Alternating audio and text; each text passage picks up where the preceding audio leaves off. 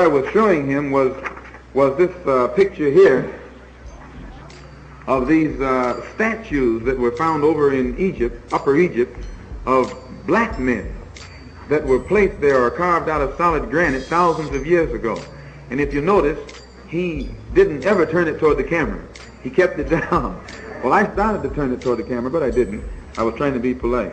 And at that point. And but today in the Los Angeles Times on page 2, they have this same picture. You look in today's Los Angeles Sunday Times, and they have a story on page 2 about this temple over in Africa. They call it Egypt, but Egypt is in Africa. And the value of which is so tremendous, it points out how the United Nations is trying to float a loan of around $30 million to save this temple from being covered by the waters that will be brought up by this Aswan Dam that they're trying to build over there. And this thing is so shrewdly done that the average Negro will look at it and read it, and because it says Egypt, he never identifies it with him or him with it. It shows you how shrewd the white man is. But when all you have to do is look at the features of the thing, and you can see, brother, they got all the features that the white man says Negroes have. But because it is associated or connected with something of such value, archaeological and historic, anthropological value, the white man tries to steal it for himself and says, no, these are white people, these aren't black people. And look at this for yourself. Look closely at it, and then, and if you notice, you'll also read in there where the United States is on record as being against putting out the money necessary to save this archaeological wonder. They're against it. And it tells you in the paper that they're against it. They want to let it go on and go beneath the waves. There was a time when America would be for preserving something like that. Because in those days, the black man was so dead mentally, he could look right at it and wouldn't know he was looking at himself. He looked right at it and wouldn't know he was looking at himself. And today, when we see a black man, we know that's a black man. Whether they call him an Egyptian, a Re-Egyptian, or an Ab-Egyptian. Don't care what they call him. All you got, if he look like you, he's the same thing as you. And this man that they have here, brothers and sisters, it has nothing but the features of a pure black man. Also, they tell me that there's an exhibition going on in Los Angeles right now somewhere about King Tut. Where is that? Some kind of museum. Where is it? Exposition. Where is it? Oh, Exposition Park. I saw King Tut's mummy tomb when I was in Egypt.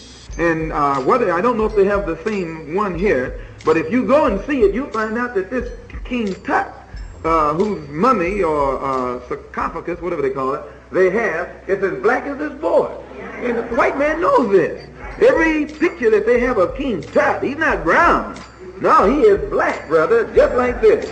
And the black people who lived in that day had mastered science to such extent, had mastered chemistry to such extent that they could create colors that the dye hasn't faded to this day.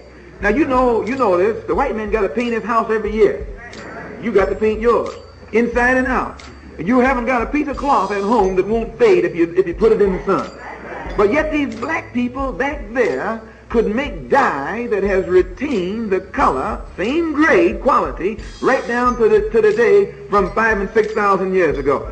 They were master chemists. And this tomb, and I guess this mummy, is gold encrusted.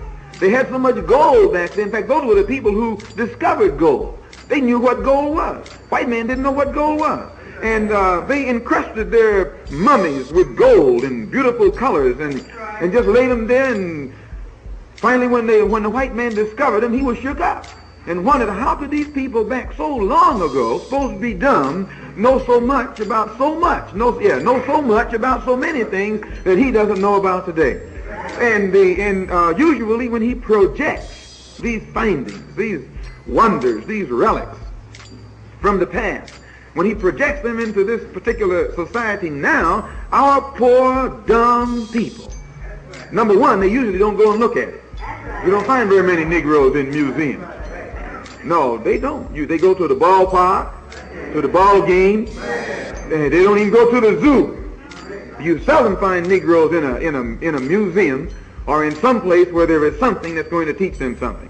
And again, I'm not knocking Negroes saying this. I'm talking to you and me. As Minister John said, there's no strangers here today. We're having a little family chat. And when you have a family chat, you can talk the faults as well as the liabilities as well as the assets. And once you pull out these liabilities, you can correct them. You can go out to any museum and you'll find white people, white women, white mothers, white parents, taking their little children through the museum, showing them this and showing them that. Why, our women don't do that. And because you don't do that, you actually leave a vacuum in the mind of your child. So now I don't know what this exhibition consists of these Egyptian relics that's on display out here. But as Allah blessed me to see it when I was in Egypt at the Cairo Museum, all of these splendors that belong to that ancient civilization along the Nile that has shocked the white man are relics right out of the past of the black man. And as a rule, you don't have any white man who doesn't know this. He will only contend with you if he thinks that you don't know what you're talking about. But then when the deal goes downhill, if he won't admit that they're outright black, he'll say, well, they got black blood. He's hard for him to admit the full truth, but if you can get him to admit a little bit of truth, the Negro will wake up, because the only truth he accepts is truth that he has come from the lips of the white man. Can you understand this?